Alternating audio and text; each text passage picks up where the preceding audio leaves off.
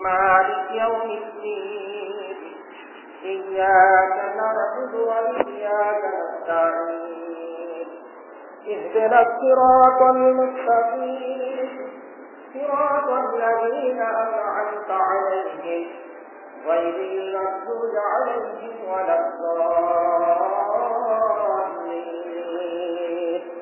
آمين আলহামদুলিল্লাহ সমস্ত প্রশংসা মহান আল্লাহর জন্য, যিনি আমাদের এই সময় পবিত্র জান্নাতে এসে উপস্থিত হওয়ার তৌফিক দান করেছেন এবং তারপর তারই প্যারা হাদিস খাতামুন নবিয়্যিন মানবতার মুখে রাসূল মুহাম্মদ সাল্লাল্লাহু আলাইহি ওয়াসাল্লাম তারপর কতগুলো সুন্দর সালাম অবতীর্ণ হোক সাল্লাল্লাহু আলাইহি ওয়াসাল্লাম। সম্মানিত উপস্থিত মুসলিমগণ, আমরা আজকে কিছু খাসলাতুল মাহমুদা প্রশংসিত কিছু গুণ এবং কয়েকটি খাসলাতুল মাযমুমা অপ্রশংসিত কয়েকটি গুণ নিয়ে আমরা আলোচনা করব। ছয়টি প্রশংসিত গুণ, যে ছয়টি গুণ মূসা আলাইহিস সালাম আল্লাহ সুবহানাহু ওয়া তাআলাকে প্রশ্ন করে সেই ছয়টি গুণের বিষয় জেনে নিয়েছিলেন, যে সংবাদ বিশ্বনবী আমাদেরকে দিয়েছেন। এবং একটি নিন্দনীয় গুণ তিনি আল্লাহর কাছ থেকে জেনেছিলেন, সেটা ওরা আমাদেরকে জানিয়েছেন। তো আমরা আজকে ছয়টি প্রশংসনীয় বৈশিষ্ট্য বা গুণ সম্পর্কে জানার চেষ্টা করব এবং একটি খারাপ গুণ, নিন্দনীয় গুণ সম্পর্কে আমরা জানার চেষ্টা করব। আবু হুরায়রা রাদিয়াল্লাহু তাআলা আনহু বলেন যে রাসূল সাল্লাল্লাহু আলাইহি ওয়াসাল্লাম বলেন, শাআলাহু রাব্বাহু আন সিদ্দিকি মুসা আলাইহিস সালাম আল্লাহকে ছয়টি গুণ সম্পর্কে, ছয়টি খাসলত সম্পর্কে, খাসলতের বড় সিফাত ব্যবহার হয়। খাসলত কথাটি আমাদের বাংলা ভাষাভাষী মানুষেরাও জানে, অনেক সময় খাসলত খারাপ আর খাসলত ভালো। তো খাসলত হচ্ছে গুণের নাম, বৈশিষ্ট্যের নাম। ভালো খাসলত হয়, খারাপ খাসলত হয়। যেটা ভালো খাসলত সেটা হচ্ছে খাসলাতুল হাসানা, খাসলাতুল মাহমুদা, প্রশংসিত খাসলত। আর একটি খাসলত হচ্ছে খাসলাতুল মাযমুমা, নিন্দনীয় বা সাইয়্যা, খারাপ খাসলত। তো আল্লাহ নবী মুহাম্মদ সাল্লাল্লাহু আলাইহি ওয়াসাল্লাম বলতেছেন যে মুসা আলাইহিস সালাম আল্লাহকে ছয়টি খাসলত সম্পর্কে জিজ্ঞেস করলেন এবং তিনি মনে করতেন যে এই ছয়টি খাসলত, ছয়টি গুণে গুণান্বিত হতে হবে। সেটা নিজের জন্য তিনি মনে করতেন যে এই গুণে গুণান্বিত হওয়া লাগবে, সেটা তিনি পছন্দ করতেন। আর সপ্তম একটি বৈশিষ্ট্য সম্পর্কে আল্লাহকে জিজ্ঞাসা করেছিলেন, তিনি সেটা পছন্দ করতেন না।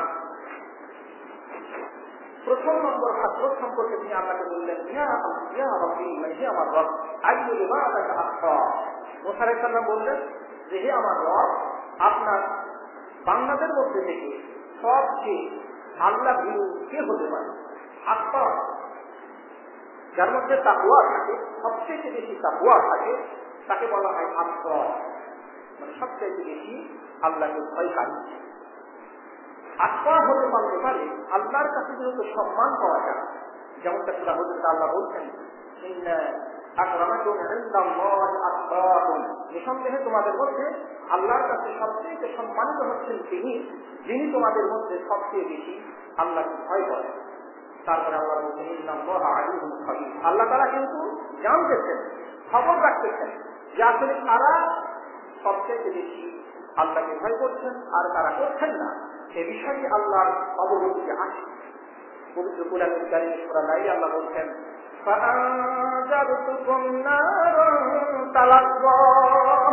আমি তোমাদেরকে জ্বলন্ত আগুন সম্পর্কে ভয় দেখাচ্ছি, যাতে প্রবেশ করবে যারা সবচেয়ে বেশি হতভাগা, তারা সেখানে প্রবেশ করবে। তারা কারা? যারা তাকযীব করে, আল্লাহকে মিথ্যা প্রতিপন্ন করে, রাসূলকে মিথ্যা প্রতিপন্ন করে। আল্লাহ যা বলতেছেন মনে করে যে না আল্লাহ সত্য বলছেন না, রাসূল যা বলতেছেন মনে করে যে না রাসূল সত্য বলছেন না, তাকযীব করে তারা, এরা তো কাফির। তো আল্লাহ বলছেন যে যারা তাকবীর করে ওয়াতাওয়াল্লাহ, এবং যারা বড় সরল করা থেকে নিজেকে সরিয়ে রাখে, আনুগত্য যারা করে না, এই ধরনের হতভাগা যারা, তারাই কিন্তু জাহান্নামে প্রবেশ করবে। এই জ্বলন্ত জাহান্নামের ভয় আমি তোমাদের দেখাবো। আসলে জাহান্নাম সেটা ভয়ের কারণ। এই জাহান্নামের কারণে আল্লাহ সুবহানাহু ওয়া তাআলা আমাদেরকে ভয় দেখিয়েছেন, তার আনুগত্য করতে উৎসাহিত করেছেন, অবাধ্য হতে তিনি সতর্ক করেছেন। তারপরে আল্লাহ সুবহানাহু ওয়া তাআলা বলেন ওয়াসায়ুজান্নাবুহাল আতকা, আর যারা আতকা হবে, সবচেয়ে বেশি যারা আল্লাহকে ভয় করে, এদেরকে দূরে রাখা হবে, এদেরকে জাহান্নাম থেকে দূরে রাখা হবে। আতকা মানে যে সবচেয়ে বেশি আল্লাহকে ভয় করেন তাকে দূরে রাখা হবে।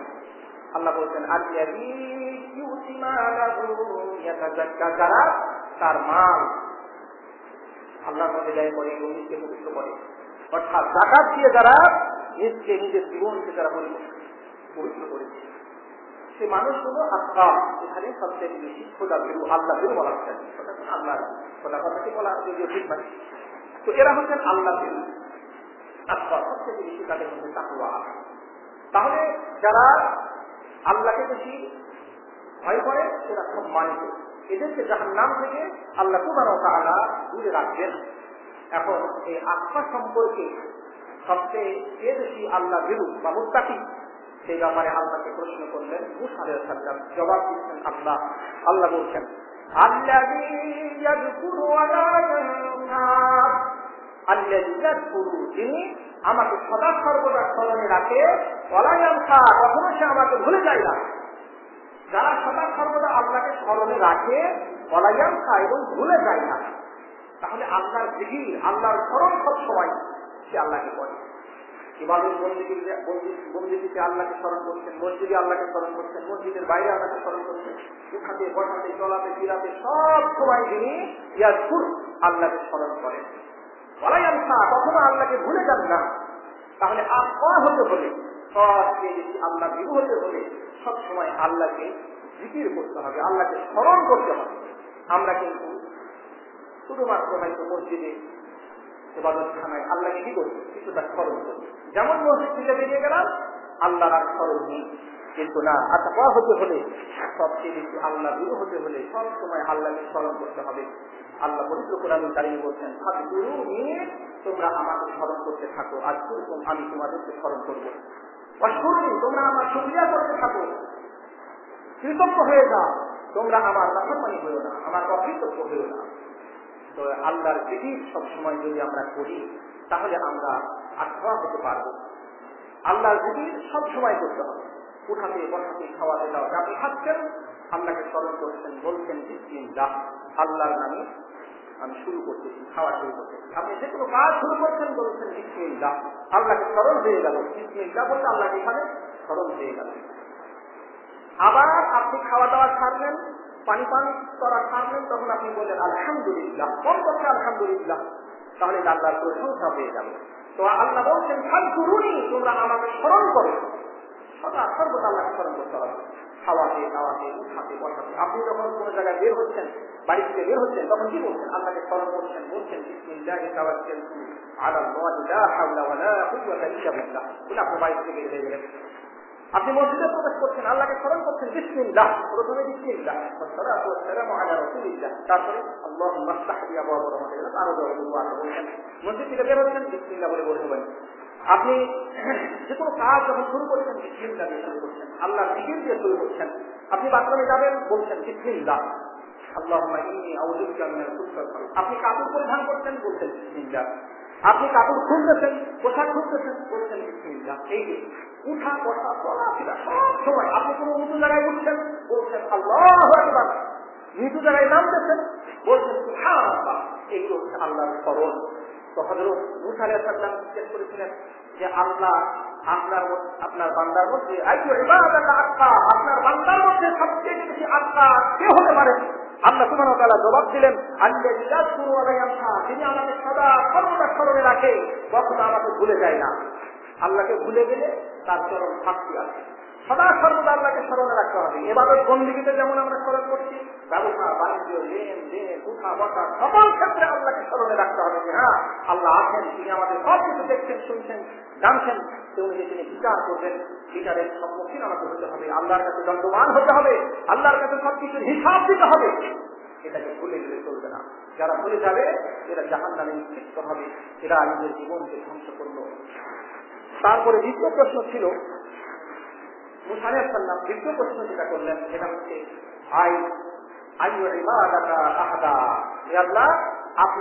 আপনার বান্দার মধ্যে থেকে সবচেয়ে হেদায়েত প্রাপ্ত ব্যক্তি কে? কে সবচেয়ে হেদায়েত প্রাপ্ত ব্যক্তি? আল্লাহ সুবহানাহু ওয়া তাআলা মুসা আলাইহিস সালামকে জবাব দিলেন যে আল্লাযী ইয়াত্তাবিউল হুদা, যিনি হেদায়েতের অনুসরণ করেন। আল্লাযী ইয়াত্তাবিউল হুদা, যিনি হেদায়েতের অনুসরণ করেন। যুগে যুগে আল্লাহর পক্ষ থেকে হেদায়েত, সেই হেদায়েতের অনুসরণ যারা করেছে এরাই হচ্ছে আহদা, সবচাইতে হেদায়েত প্রাপ্ত। পবিত্র কোরআনের কারীম আল্লাহ সুবহানাহু ওয়া তাআলা বলেছেন, যখন আল্লাহ আদম আলাইহিস সালামকে জান্নাত থেকে বের করে দিচ্ছেন তখন তিনি বলছেন কুন্না হাবিতু মিনহা জামিআ, তোমরা সবাই জান্নাত থেকে বের হয়ে যাও। আদম ছিল, হাওয়া ছিল, সকলে ছিল। সেদেরকে বের হওয়ার পরে তিনি বলছেন শোনো অবশ্যই আমার পক্ষ থেকে তোমাদের কাছে হেদায়েত আসবে, মানব জাতির কাছে হেদায়েত আসবে।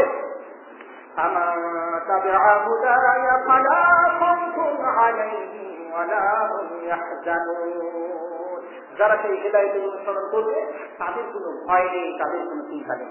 আখিরাতে তারা তাদের কোনো ভয় থাকবে না, তাদের কোনো চিন্তা থাকবে না। আল্লাহ সুবহানাহু ওয়া তাআলার পক্ষ থেকে তারা অভয় পাবেন, তাদেরকে তারা অভয় দিবেন, নিশ্চিত করবেন যে তোমাদের আজকের দিনে কোনো ভয় নেই, চিন্তা নেই, যেহেতু তোমরা আল্লাহর পক্ষ থেকে আসা হেদায়েতের অনুসরণ করেছো। এজন্য পবিত্র কোরআনুল কারীমে আল্লাহ বলছেন আদমকে দুনিয়াতে পাঠানোর পরেই আল্লাহ ঘোষণা দিয়েছিলেন ফামান তাবিআ হুদায়া, যারা আমার পক্ষ থেকে আসা হেদায়েতের অনুসরণ করবেন ফালা খাউফুন আলাইহিম ওয়া লা হুম ইয়াহজানুন, তারা কিন্তু সন্ত্রস্ত হবে না, চিন্তিত হবে না। তবে হ্যাঁ ওয়াল্লাযীনা কাফারু ওয়া কাযযাবু বিআয়াতিনা, যারা কুফর করবে, আমার আয়াতসমূহকে মিথ্যা প্রতিপন্ন করবে, উলাইকা আসহাবুন নার, তারা জাহান্নামের অধিবাসী হবে, হুম ফিহা খালিদুন, সেখানে তারা চিরদিন থাকবে। সর্বশেষ হেদায়েত দিয়ে আল্লাহ সুবহানাহু ওয়া তাআলা আমাদের বিশ্বনবীকে পাঠিয়েছেন, যেমনটা কোরআনে আল্লাহ বলেছেন হুয়াল্লাযী আরসালা রাসূলাহু বিল হুদা ওয়া দীনিল হক, আমি তিনি আল্লাহ এমন সত্তা যিনি পাঠিয়েছেন হেদায়েত সহকারে রাসূলাহু বিল হুদা, তার রাসূলকে তিনি হেদায়েত দিয়ে পাঠিয়েছেন, ওয়া দীনিল হক, এবং সত্য জীবন ব্যবস্থা দিয়ে পাঠিয়েছেন, লিইউযহিরাহু আলা দীনি কুল্লি, যাতে করে সমস্ত জীবন ব্যবস্থার উপরে, সমস্ত ধর্মের উপরে আল্লাহর দেয়া জীবন ব্যবস্থা যাতে করে বিজয়ী হয়। আল্লাহ বলেছেন ওয়ালাউ কারিহাল মুশরিকুন, যদিও এটা মুশরিকেরা অপছন্দ করে। আল্লাহর দ্বীন সমুন্নত হবে, আল্লাহর দ্বীন জমিয়ে সমাজে প্রতিষ্ঠিত হবে, আল্লাহর দ্বীন সমস্ত দিনের উপরে জয়যুক্ত থাকবে, এটা কাফের পছন্দ করবে না, মুশরিকেরা পছন্দ করবে না, এটা মুমিনেরা পছন্দ করবে। আল্লাহ সুবহানাহু ওয়া তাআলা পবিত্র কোরআনুল কারীমে বলে দিলেন যে আল্লাহ সর্বশেষ মুহাম্মদ সাল্লাল্লাহু আলাইহি ওয়াসাল্লামকে তিনি হেদায়েত দিয়ে পাঠিয়েছেন, সত্য দ্বীন দিয়ে পাঠিয়েছেন, এটা যাতে করে বিশ্বব্যাপী বিজয় লাভ করে। এই সর্বশেষ হেদায়েত যদি আমরা অনুসরণ করি তাহলে আমরা আহদা, সবচেয়ে বেশি হেদায়েত প্রাপ্ত করতে পারবো। যেহেতু মুসা আলাইহিস সালাম জিজ্ঞেস করেছিলেন যে আইয়ু ইবাদাকা আহদা, আপনার বান্দার মধ্যে সবচেয়ে বেশি হেদায়েত প্রাপ্ত কোন ব্যক্তি হতে পারে? তো তিনি বলেছিলেন, আল্লাহ বলেছিলেন জবাবে আল্লাযী ইয়াত্তাবিউল হুদা, যারা হেদায়েতের অনুসরণ করবেন তারা। আমাদের কাছে আল্লাহর পক্ষ থেকে হেদায়েত কুরআন এবং সহিহ সুন্নাহ আমাদের কাছে এসেছে। আল্লাহর নবীকে আল্লাহ সুবহানাহু ওয়া তাআলা হেদায়েত এবং সত্য জীবন ব্যবস্থা দিয়ে, হক জীবন ব্যবস্থা দিয়ে পাঠিয়েছেন। সেই জীবন ব্যবস্থার অনুসরণ করতে হবে, কোরআনের অনুসরণ করতে হবে, সেই হাদিসের অনুসরণ করতে হবে, নবীর অনুসরণ করতে হবে।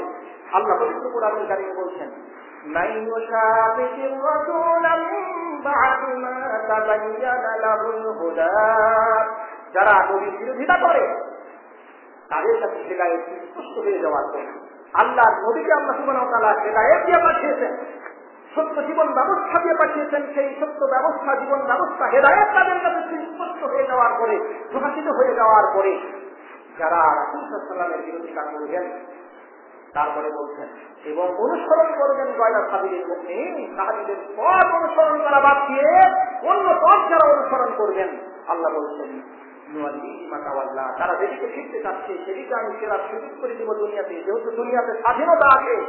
তারপরে আগে জাহান্নাম, তাকে আমি জাহান্নামে নিক্ষেপ করবো। সেই জাহান্নামে যে প্রত্যাবর্তন স্থল থাকার জায়গা, সেটা কতই জানি সৃষ্টি একটি জায়গা হবে তাদের। তারা রাসূল সাল্লাল্লাহু আলাইহি ওয়াসাল্লামের বিরোধিতা করবেন, তার আনিত দ্বীনের বিরোধিতা করবেন, জীবন ব্যবস্থার বিরোধিতা করবেন, এরা চিরস্থায়ী জাহান্নামী হবে। আল্লাহ পবিত্র কোরআনুল কারীমে সতর্ক সাবধান করেছেন, মান আরাদা আন যিকরি, যারা আমার পক্ষ থেকে আসা নসিহত, আমার পক্ষ থেকে আসা হেদায়েত থেকে যারা বিমুখ হবে, আল্লাহ বলছেন তার জীবন হবে সংকীর্ণতার জীবন, তার জীবন হবে সংকীর্ণতার জীবন। আর আমি এই মানুষগুলোকে আমি হাসরের দিনে, হাসরের মাঝে কিয়ামতের দিনে অন্ধ করে উঠাবো। তারা তখন বলবে আল্লাহকে ফরিয়াদ করলে আল্লাহর কাছে, আল্লাহ তুমি আমাদেরকে কেন তুমি অন্ধ করে উঠিয়েছো? কিন্তু বাঁচিল, আমাদের তো চোখ ছিল, আমরা তো দেখতে পেতাম, এখন আমরা অন্ধ কেন? আল্লাহ বলছেন এভাবে আমার আয়াতগুলো তোমাদের কাছে এসেছিল, তুমি সেগুলো ভুলে গিয়েছিলে, সেগুলো মানোনি, সেগুলো অনুসরণ করেনি, আজকেও তোমাদেরকে ভুলে যাওয়া হবে, তোমাদেরকে আজকে জাহান্নামে নিক্ষিপ্ত করা হবে, জাহান্নামে নিক্ষিপ্ত হবে। তাতে আল্লাহর পক্ষ থেকে আপনার হেদায়েতের যিনি অনুসরণ করবেন তিনি হচ্ছেন আহদাম। সেটা ছিল মূসা আলাইহিস সালামের দ্বিতীয় প্রশ্ন।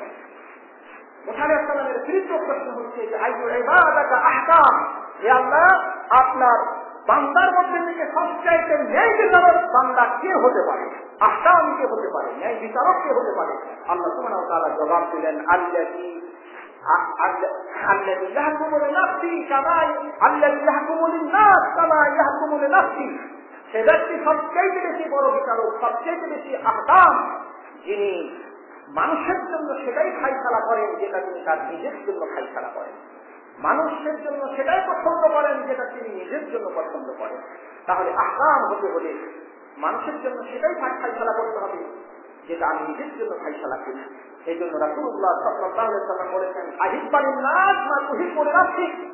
আবু হুরায়রা বলছেন যে আবু হুরায়রা আহিব্বানিন নাস, তুমি মানুষের জন্য পছন্দ করো যা তুমি নিজের নফসের জন্য পছন্দ করো, তাকুন মুমিন, তাহলে তুমি মুমিন হতে পারবে। আর গণনাতে এসে তাকুন মুসলিম মুসলিমা, তাহলে তুমি মুসলিম হতে পারবে, মুসলিমান, তাহলে তুমি মুসলিম হতে পারবে। আমি নিজের জন্য তাই পছন্দ করবো যেটা আমি অন্যের জন্য পছন্দ করি, অন্যের জন্য সেটাই পছন্দ করবো যেটা আমি নিজের জন্য পছন্দ করি। ভালো বিষয়, খারাপ বিষয় না। অনেকে আছে শয়তান বদমাশ, তারা ভালোটা পছন্দ করে না, এজন্য অন্য কেউ ভালোটা পছন্দ করতে চাই না।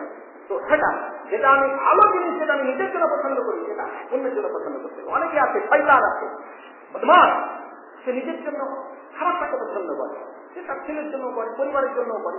বদমাশ তার ছেলেকে বলতেছে খবরটা তুই দাঁড়িয়ে রাখবে না, অথবা বদমাশ ছেলেটা তার বাচ্চা বলতে দাঁড়িয়ে রাখবে না, বদমাশ তার স্ত্রীকে বলছে খবরদার তুমি পর্দা করবা না, আমার সাথে কোনো জায়গায় যেতে হলে তুমি পর্দা করতে পারবা না, তুমি বোরখা করতে পারবা না।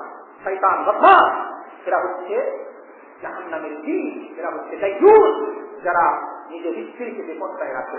এতে যেটা ভালো সেটা আমি নিজের জন্য যেটা পছন্দ করছি অন্যের জন্য তাহলে সেটা পছন্দ করতে হবে, তাহলে সে হতে পারে আহকাম সবচাইতে বেশি ভালো ফায়সালাকারী, আহকাম সবচাইতে বেশি ন্যায় বিচারক। 4 নম্বর প্রশ্ন ছিল আইয়ু ইবাদাকা আ'লাম, যে আল্লাহ আপনার বান্দার মধ্যে থেকে সবচাইতে জ্ঞানী ব্যক্তি কে? আ'লাম, কে সবচাইতে জ্ঞানী ব্যক্তি? আল্লাহ সুবহানাহু ওয়া তাআলা মুসা আলাইহিস সালামের প্রশ্নের জবাব দিলেন আল্লাযী লা ইয়াহদাউ মিনাল ইলম, যিনি ইলম অর্জন করে প্রতৃপ্ত হন না, তৃপ্তি হন, তার মধ্যে তৃপ্তি আসে না। ইলম অর্জন করে তৃপ্তি আসে না, ইলম অর্জন করতেই থাকে, করতেই থাকে। লা ইয়াহদাউ মিনাল ইলম, তো তারা ইলম অর্জনে যারা সবসময় ব্যস্ত থাকেন, যারা মনে করেন যে আমার ইলম শিক্ষা হয়নি আরো ইলম শিখতে হবে, তারাই আলাম হতে পারে, তারাই সবচেয়ে মহাজ্ঞানী হতে পারে। আমাদের সমাজে এমন কিছু ব্যক্তি আছে আরেক পথে অনেক কিছু শিখাবে, তার মানে যে সে জ্ঞানের কাছে, সে জ্ঞানকে মনে করে যে জ্ঞানের বিষয়ে সে মনে করে যে অল্প হলেই চলে, কিন্তু দুনিয়ার অন্যান্য বিষয়ে সে মনে করে যে অল্প হলে চলে, ধন সম্পদ অল্প হলে চলে না, টাকা পয়সা অল্প হলে চলে না, আসে তারপরে আরো সে সঞ্চয় করতে থাকে। কিন্তু ইলমের ব্যাপারে সে কিন্তু হয় অমনোযোগী, এলেম একটু হয়েছে আর এলেম শিখতে চাই না, সে হচ্ছে জাহেল, সে হচ্ছে অজ্ঞ, সে হচ্ছে মুনাফিক। আল্লাহ নবী বলতেছেন মুনাফিকের মধ্যে দুটি চরিত্র কখনো একত্রিত হতে পারে না, একটি হচ্ছে হুসনুল সামতিন, উত্তম চরিত্র, আর একটি হচ্ছে দিনের বুঝ, দিনের জ্ঞান। দিনের জ্ঞান অল্প একটু শিখার পরেই মুনাফিক মনে করে যে আমার অনেক কিছু শিখা হয়েছে, কিন্তু না, আপনি যত ইলম শিখবেন এবং ইলমের আমল করবেন তত মর্যাদা আল্লাহর কাছে বাড়বে। তার কারণ ইলম মানুষের মর্যাদাকে বাড়িয়ে দেয়, ইলম মানুষের মর্যাদাকে কখনো কমায় না। এই জন্য পবিত্র কোরআনের কারিমে আল্লাহ বলছেন আকুল রব্বি জিদনি ইলমা, শিক্ষা দিচ্ছেন নবীকে, হে নবী তুমি বলো হে আল্লাহ তুমি আমার ইলম বৃদ্ধি করতে থাকো, রব্বি হে আমার রব জিদনি বৃদ্ধি করে দাও ইলমা, ইলম ইলমটাকে বেশি করার জন্য কামনা করা করে, অন্য কিছুকে এই ধরনের বেশি করার জন্য ইলম তাকওয়া পরহেজগারি তাকওয়া এগুলো ভালো কিছুকে দুনিয়ার কোনো কিছুতে বেশি করে কামনা করার জন্য বলা হচ্ছে না। কিন্তু ইলম, যে ইলমের মাধ্যমে মানুষ সম্মানিত হতে পারে, যদি ইলম অনুযায়ী সে আমল করতে পারে, বিশ্বাস করতে পারে, আমল করতে পারে, সেজন্য ইলম যত বেশি তার ঈমান তত বেশি, তার পরহেজগারিতা আল্লাহ ভীরুতা তত বেশি। যার ইলম যত কম তার ঈমান তত কম। কথাটি স্পষ্ট মনে হয়, হচ্ছে না অনেকের কাছে। ইলম আপনি যত জানবেন, আল্লাহ সম্পর্কে ইলম, নবী সম্পর্কে ইলম, আখিরাত সম্পর্কে ইলম, জান্নাত সম্পর্কে ইলম, জাহান্নাম সম্পর্কে ইলম, ফেরেশতা সম্পর্কে ইলম, এই ধরনের যত ইলম আছে, ইলম হচ্ছে দুই প্রকার। একটা হচ্ছে ইলম বিশ্বাসের জন্য, বিশ্বাসগত বিষয়, একটি হচ্ছে ইলম আমলগত বিষয়। ইলম দুই ধরনের হয়ে থাকে, একটা হচ্ছে বিশ্বাসের সাথে সম্পৃক্ত, একটা হচ্ছে আমল। বিশ্বাস এবং আমলের সাথে সম্পৃক্ত এমন কিছু ইলম আছে যেগুলো বিশ্বাস করতে হয়, সেগুলোকে বিশ্বাস করাটাই তারা আমল। আর কিছু আছে যেগুলো বাস্তবায়ন করতে হয়, কর্মে বাস্তবায়ন করতে হয়, ঈমান আনতে হয়, কর্মে বাস্তবায়ন করতে হয়। এগুলো হচ্ছে ইলম, বিশ্বাস, তারপরে আমল। আর কিছু হচ্ছে বিশ্বাস। আপনি আল্লাহ সম্পর্কে জানলেন যে আল্লাহ কোথায়, আল্লাহ সব আসমানে আরো উপরে, আপনার ইলম হলো, ইলম হওয়ার সঙ্গে সঙ্গে আপনার একটা ঈমান হলো এবং আপনার ঈমান বৃদ্ধি হলো। আপনি ফেরেশতা সম্পর্কে জানছেন, জান্নাত সম্পর্কে জানছেন, জাহান্নামের আযাব সম্পর্কে জানছেন, যত জানছেন তত আপনার ঈমান বৃদ্ধি পাচ্ছে। এই জন্য কখনো ইলম অর্জন থেকে নিজেকে দূরে সরিয়ে রাখার কোনো সুযোগ নেই।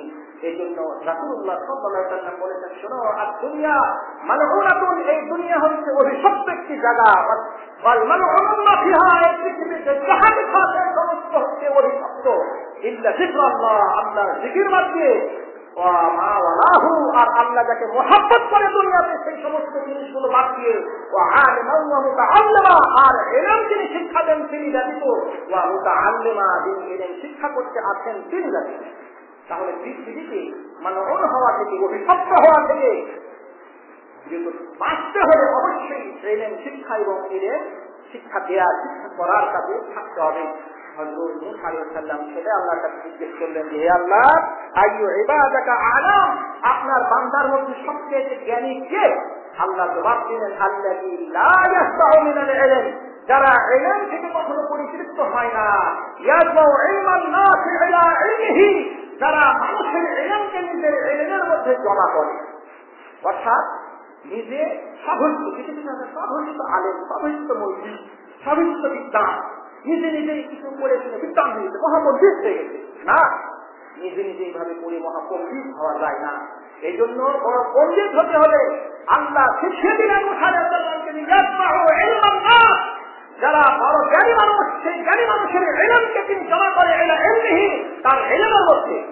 সে বড় বড় আলেম, বড় বড় সাহিত্যের কিতাব পড়তেছেন, তার আলোচনা শুনতেছেন, জানতেছেন, ইলম অর্জন করতেছেন, যে নিজের ইলম বৃদ্ধি করতেছেন। আল্লাহ বলে দিলেন যে বড় আলেম হতে হলে তাকে অবশ্যই ইলমের খাহেশ রাখতে হবে, অন্তরে ইলমের আশা আকাঙ্ক্ষা রাখতে হবে, আর মানুষের ইলম, জ্ঞানীদের ইলমকে নিজের ইলমের মধ্যে জমা করতে হবে। তাহলে বলে ইলম বড় আলেম হওয়া যায়। 5 নম্বর প্রশ্ন ছিল আইয়ু ইবাদাকা আসু, আপনার বান্দার মধ্যে সবচাইতে শক্তিশালী, পরাক্রমশালী, শক্তিশালী বান্দা কে হতে পারে? আল্লাহ সুবহানাহু ওয়া তাআলা বললেন, আমার আয়াত হচ্ছে আল্লাযী ইযা বাদারা রাফা, যখন একজন ব্যক্তি কারোর প্রতি ক্ষমতাবান হয়, শাস্তি দেওয়ার ক্ষমতা রাখে, তারপরও গাফারা ক্ষমা করে দেয়। সে কারণে নির্যাতিত হয়েছে অথবা ব্যথিত হয়েছে, সে তার প্রতিশোধ নেয় না, ক্ষমা করে দেয়। এটা তারা যখন সে ক্ষমতা রাখলো তখন ক্ষমা করে দিল। অনেকে আছে তার প্রতিশোধ নিতে পারবে না, ক্ষমা করে দিল, যা তোকে জানার সাথে আখেরাতে প্রতিশোধ নিব। কিন্তু সে যদি তার ক্ষমতা রাখতো প্রতিশোধ নিত, তার মনে যদি আমার ক্ষমতা থাকতো শিখাই। কিন্তু না, আল্লাহ বললেন আজ হচ্ছেন মহা ক্ষমতাবান, হচ্ছেন মহা শক্তিশালী, হচ্ছেন সেই ব্যক্তি আল্লাহ যে গাফারা, যখন সে সক্ষম হয়েছে শাস্তি দেওয়ার জন্য গাফারা ক্ষমা করে দিয়েছে। এই জন্য রাসূলুল্লাহ সাল্লাল্লাহু আলাইহি ওয়াসাল্লাম বলতেছেন, মান কাযাবা গায়বান ওয়া হুয়া কাদিরুন আলা আন ইউনফিযা, যে ব্যক্তি তার রাগকে দমন করে নিতে পারলো, প্রতিশোধকে দমন করে নিতে পারলো, অথচ সেই প্রতিশোধ গ্রহণের ক্ষমতা রাখে, সে প্রতিশোধ গ্রহণের ক্ষমতা রাখতেছে, তারপরে সে প্রতিশোধ না নিয়ে ক্ষমা করে দিচ্ছে। আল্লাহ নবী বলছেন দাআ, আল্লাহ সুবহানাহু ওয়া তাআলা ডাকবেন তাকে, ডাকবেন তাকে সমস্ত মাখলুকাতের কাছে, মাখলুকাতের বিপরীতে অর্থাৎ হাসরের মাঝে ওই ব্যক্তিদেরকে ডাকবেন, কিয়ামতের দিনে দিয়ে বলবেন আল্লাহ বলবেন এই হুরদের মধ্যে থেকে যাকে ইচ্ছা তাকে তিনি গ্রহণ করেন। তাহলে তিনি একটি রাগ দমন করতে পেরেছেন, একটি ক্রোধ দমন করতে পেরেছেন, একটি প্রতিশোধ নেওয়াকে তিনি ক্ষমা করে দিতে পেরেছেন। আল্লাহ সুবহানাহু ওয়া তাআলা তাকে বলবেন, যাও তুমি হুরদের মধ্যে থেকে, জান্নাতি রমণীদের মধ্যে থেকে যাকে ইচ্ছা, যতজনকে ইচ্ছা গ্রহণ করো। একটা রাগকে দমন করলে তাকে এইভাবে প্রস্তুত করা হবে। জীবনে যদি সে হাজারটা যদি রাগকে ভাবে দমন করে থাকে, হাজারটা যদি প্রতিশোধ নেওয়াকে ক্ষমা করে দিতে পারে, তাকে এইভাবে হাজার হাজার হুর দিয়ে তাকে প্রস্তুত করা হবে। আল্লাহ রাসূল বলছেন, নানটা জানা গাইদান, সে যদি একটা মাত্র গাইদকে যদি সে দমন করে নিতে পারে। এই জন্য রাসূলুল্লাহ সাল্লাল্লাহু আলাইহি ওয়াসাল্লাম সাহাবীদেরকে জিজ্ঞেস করলেন যে, হে সাহাবীরা, মহাবাহাদুর কে হতে পারে তোমরা জানো? সাহাবীরা বললেন যে হ্যাঁ, যারা কুস্তিতে কখনো হেরে যায় না, লড়াই করে কুস্তি করে হেরে যায় না, তাকে তো পাঠিয়ে ফেলতে পারে না, সে হচ্ছে সবথেকে বাহাদুর। রাসূল বলছেন যে না, যিনি নিজের রাগকে দমন করতে পারেন তিনি হচ্ছেন একজন বাহাদুর মানুষ।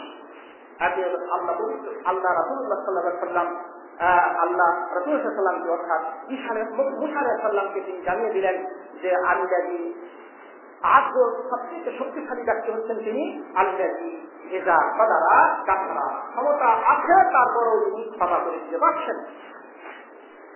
6 নম্বর প্রশ্ন ছিল আইয়ু ইবাদাকা আগনা, হে আল্লাহ আপনার সবচাইতে বিত্তশালী ব্যক্তি কে হতে পারে, সবচাইতে ধনী ব্যক্তি কে এই দুনিয়াতে, আপনার বান্দার মধ্যে সবচাইতে ধনী কে?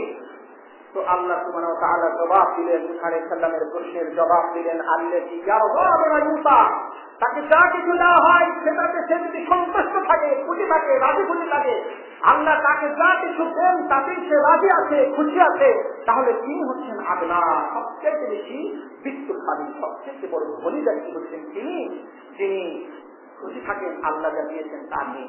এই জন্য আল্লাহর নবী হযরত আবু হুরায়রাকে বললেন, ইয়া আবু হুরায়রা, হে আবু হুরায়রা, তুমি খুশি থাকো, যেটা কাছাওয়ালা আল্লাহ তোমার জন্য যা কিছু বন্টন করে দিয়েছেন সেটাতে তুমি খুশি থাকো, তাহলে তখন আজরাল না, তাহলে তুমি সবচাইতে বিত্তশালী ব্যক্তি হতে পারবে। অন্য বর্ণনায় এসেছে আজকারাল না, তাহলে তুমি সবচাইতে বেশি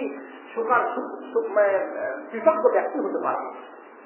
আল্লাহ সুবহানাহু ওয়া তাআলা আলাইহিস সালামকে জবাব দিলেন, যে ব্যক্তি আল্লাহ যা কিছু দেন তাকে তিনি রাজি খুশি থাকেন তিনি হচ্ছেন আগনা, আমাদেরকে আগনা হতে হবে। এই যে 6টি বৈশিষ্ট্যের কথা আল্লাহ সুবহানাহু ওয়া তাআলা মুসা আলাইহিস সালামকে জানিয়ে দিলেন, মুসা আলাইহিস সালাম এই 6টি বৈশিষ্ট্যে তিনি গুণান্বিত হওয়াটাকে তিনি পছন্দ করতেন, যে হ্যাঁ এই 6টি গুণে গুণান্বিত হতে হবে। এখানে 6টি গুণ বলা হলো। 1 নম্বর আহা, 2 নম্বর আহাদা, সবচেয়ে হেদায়েত প্রাপ্ত, 3 নম্বর আহকাম, 4 নম্বর আলাম, 5 নম্বর আহাদু, 6 নম্বর আগনা। এই 5টি গুণ, এই 6টি গুণ, এই গুণে আমাদের সকলকে গুণান্বিত হতে হবে। রাসূলুল্লাহ সাল্লাল্লাহু আলাইহি ওয়াসাল্লাম বলতেছেন, তারপরে 7 নম্বর গুণ থাকলো যেটা তিনি পছন্দ করতেন না, সেটার ব্যাপারে আল্লাহকে প্রশ্ন করলেন। হযরত মুসা আলাইহিস সালাম বললেন, আইয়ু ইবাদাকা আহকার, আপনার বান্দার মধ্যে থেকে সবচেয়ে ফকির হচ্ছে কোন ব্যক্তি, সবচেয়ে বড় ফকির হচ্ছে কে? তো আল্লাহ জবাব দিলেন, আল্লাযী সাহিবু মানসুর, ওই সমস্ত ব্যক্তিরা হচ্ছে সবচেয়ে বড় ফকির, যারা নিজকে সবসময় রাষ্ট্রীয় মনে করে, নিজকে মনে করে যে আমার কিছু পাওয়া হয়নি, আমার অনেক কিছু পেতে হবে। তিনি হচ্ছেন সবচেয়ে বড় ফকির। এই জন্য রাসূল সাল্লাল্লাহু আলাইহি ওয়াসাল্লাম বলছেন, শোনো, লাইসাল গিনা আন জাহান, তাওই ধন সম্পদ, প্রকাশ্য ধন সম্পদ, প্রকাশ্য মালামাল থাকলেই তিনি সেটা বিত্ততা নয়, সেটা ধনী হওয়া নয়। ইন্নামাল গিনা গিনান নাফস, ধনী হচ্ছে, বিত্ততা হচ্ছে অন্তরে ধনী হওয়া। যার অন্তরটা সবসময় ভরে থাকে, ধনী হয়ে থাকে, তিনি হচ্ছেন সবচেয়ে বেশি ধনী মানুষ। এরপরে আল্লাহর নবী হযরত মুহাম্মদ সাল্লাল্লাহু আলাইহি ওয়াসাল্লাম বলছেন, শোনো, এটা আরাদাল্লাহু বিআবদিল খায়রা, যখন আল্লাহ সুবহানাহু ওয়া তাআলা কোন বান্দার সঙ্গে কল্যাণ কামনা করতে চান, তার ভালাই করতে চান, তাকে জান্নাত দিতে চান, তখন জাআলা ইলাহুল নাফসি, তখন এই বিত্ততা তার অন্তরের মধ্যে সৃষ্টি করে দেন। ওয়াতুকাহু বিকলবি, আল্লাহ বিরুদ্ধা তার অন্তরের মধ্যে দিয়ে দেন। সে তখন মনে করে যে আমি আল্লাহ যা দিয়েছে তাকে আমি রাজি খুশি আছি। রাসূল সাল্লাল্লাহু আলাইহি ওয়াসাল্লাম বলছেন, ওয়াইজা আরাদাল্লাহু বিআবদিন খারবা, যদি আল্লাহ সুবহানাহু ওয়া তাআলা কোন ব্যক্তির ব্যাপারে খারাপ চান যে তাকে জাহান্নামে দিতে হবে, তো জাআলা ফাকরাহু বাইনা আইনাইন, তখন তার দুই চোখের মাঝে দরিদ্রতা, অভাব দিয়ে দেন। সবসময় নিজকে অভাবী মনে করে। এই জন্য রাসূল সাল্লাল্লাহু আলাইহি ওয়াসাল্লাম বলছেন, শুনুন, ইযা নাযারা আহাদুকুম ইলা মান খুতিলা ফিল মাল ওয়াল জিসম ওয়াল খালক, যখন তোমাদের কেউ এমন কোন ব্যক্তির দিকে লক্ষ্য করতে যাচ্ছে যাকে ধন সম্পদ দেওয়া হয়েছে বেশি, অথবা সুঠাম দেহ দেওয়া হয়েছে, এই ধরনের ব্যক্তি তার চাইতে বেশি ভালো দেওয়া হয়েছে, এই ধরনের ব্যক্তির দিকে যখন লক্ষ্য করবে, তখন ফালিয়ানজুর, তার লক্ষ্য করা উচিত ইলা মান হুয়া আসফালা মিন, ওই ব্যক্তির দিকে যে তার চাইতে বেশি নিচুতে আছে।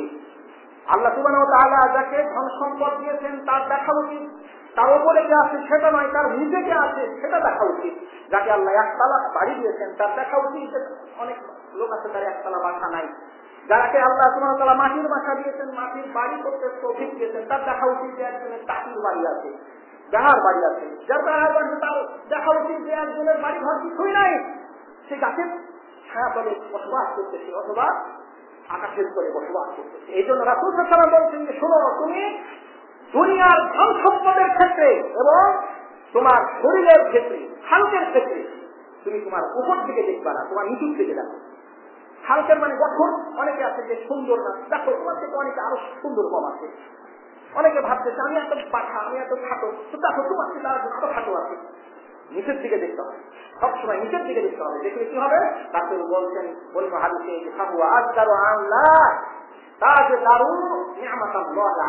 তাহলে তোমার উপরে আল্লাহ যে নিয়ামত দিয়েছেন সেই নিয়ামতকে তুমি কখনো হেয় প্রতিপন্ন করবা না। তুমি যদি সবসময় ওপরের দিকে দেখতে যাও, তাহলে আল্লাহ তোমাকে যে নিয়ামত দিয়েছেন সেটা তোমার শরীরের মধ্যে হোক আর তোমার সম্পদের মধ্যে হোক, সেটাকে তুমি তুচ্ছ জ্ঞান শুরু করে দিবে। আল্লাহ সুবহানাহু ওয়া তাআলা ঘোষণা দিচ্ছেন পবিত্র কুরআনুল কারীম, তাআজ্জালা রাব্বুকুম, তোমাদের রব এটা ঘোষণা দিচ্ছেন যে ইন শাকারতুম লাযীদান্নাকুম, তোমরা যদি আল্লাহর শুকরিয়া করো, যে নিয়ামত পেয়েছো সেই নিয়ামত পেয়ে যদি আল্লাহর কৃতজ্ঞ হয়ে যাও, তো লাযীদান্নাকুম, অবশ্যই আমি তোমাদের এই কৃতজ্ঞতার ফল তোমাদের অনেক বেশি করে দেবো।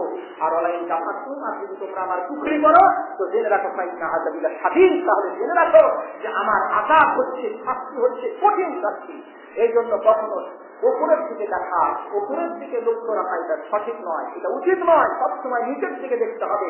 দুনিয়াবি ক্ষেত্রে, আখিরাতের ক্ষেত্রে সবসময় প্রতিযোগিতা করতে হবে ওপর দিকে, কে আমার চাইতে বেশি ভালো কাজ করছে তার মতন ভালো কাজ করবো, সেটা করতে হবে। আর দুনিয়ার ক্ষেত্রে দেখতে হবে নিচুর দিকে। আমার একতলা বাসা দেখছি, এমন লোকটা 5 তলা করছে, 5 তলা করা লাগছে। আবার দেখছি হ্যাঁ আমার 10 তলা করা লাগছে, আমার 2টা বাসা আছে, আমার 2টা বাসা লাগছে। এইভাবে প্রতিযোগিতায় লিপ্ত হয়ে যাবে। এই জন্য আল্লাহ বলছেন, শোনো, আমি তোমাদের জন্য দরিদ্রতার ভয় করি না, তোমরা গরিব হয়ে যাবে সেটা ভয় করি না। আমি ভয় করতেছি তাকাসুর, যে তোমরা দুনিয়ার প্রতিযোগিতায় লিপ্ত হয়ে যাবে একজন আরেকজনের সাথে, সেটাই আমার সবচেয়ে বেশি ভয় হয়।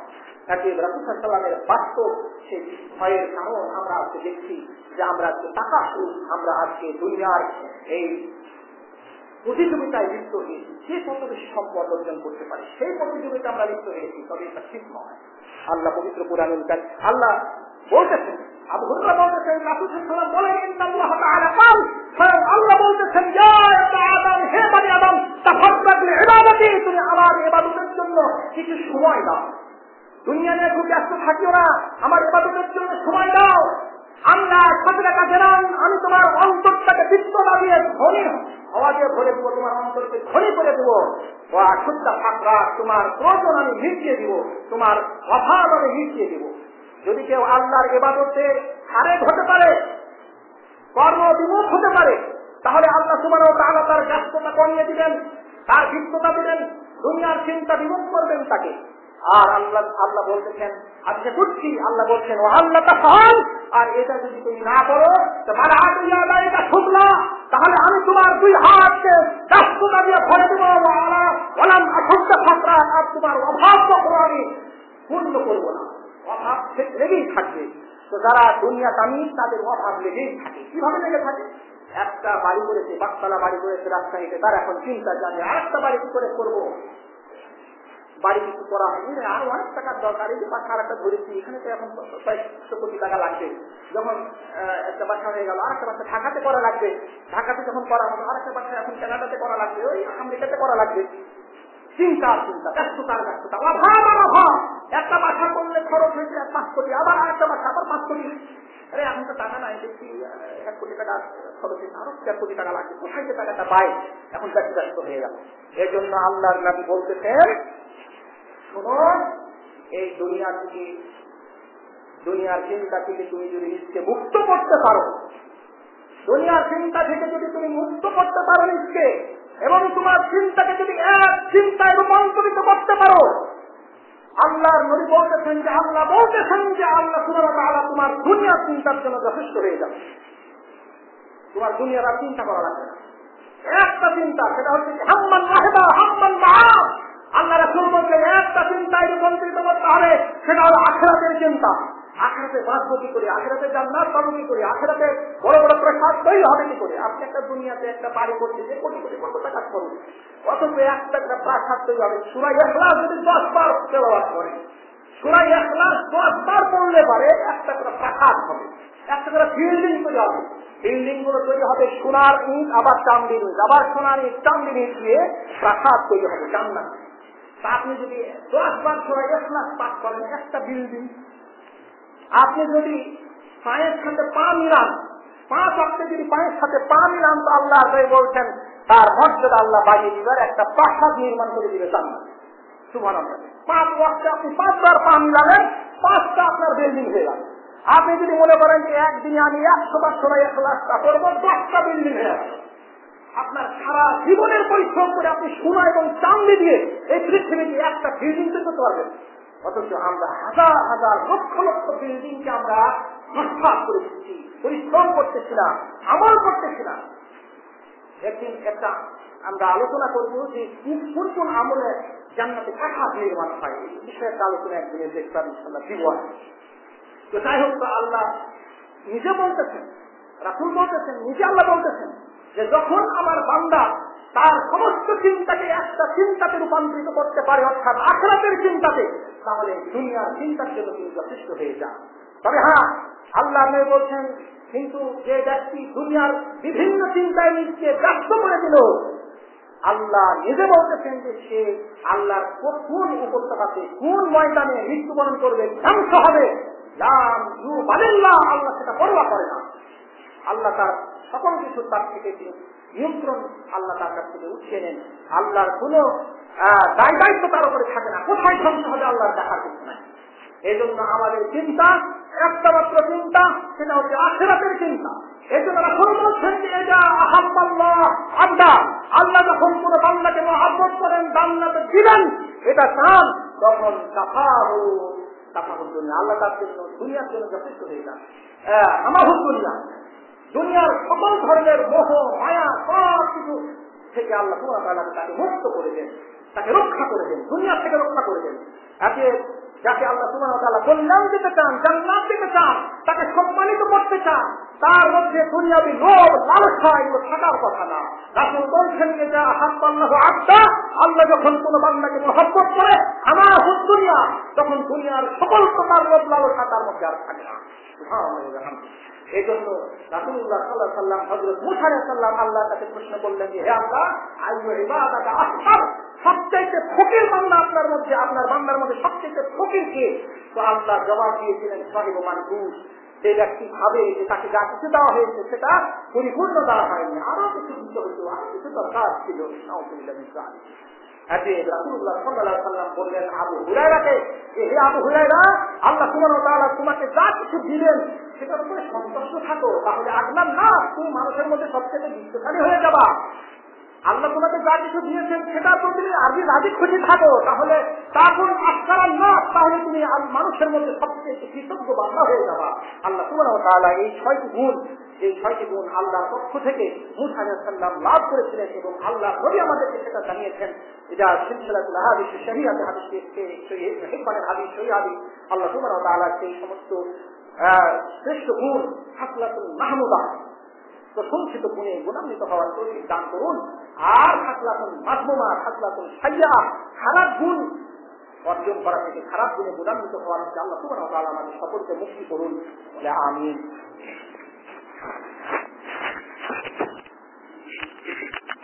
مالك يوم الدين إياك نعبد وإياك نستعين اهدنا الصراط المستقيم صراط الذين أنعمت عليهم غير المغضوب عليهم ولا الضالين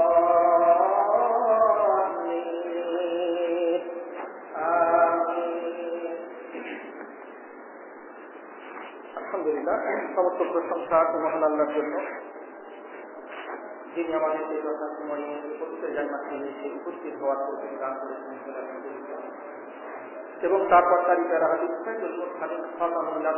মানবতার মধ্যে মুহাম্মদ সাল্লাল্লাহু আলাইহি ওয়াসাল্লাম, তারপর কতগুলো সুন্দর সালাম অবতীর্ণ হোক সাল্লাল্লাহু আলাইহি ওয়াসাল্লাম। সম্মানিত উপস্থিত মুসলিমগণ, আমরা আজকে কিছু খাসলাতুল মাহমুদা, প্রশংসিত কিছু গুণ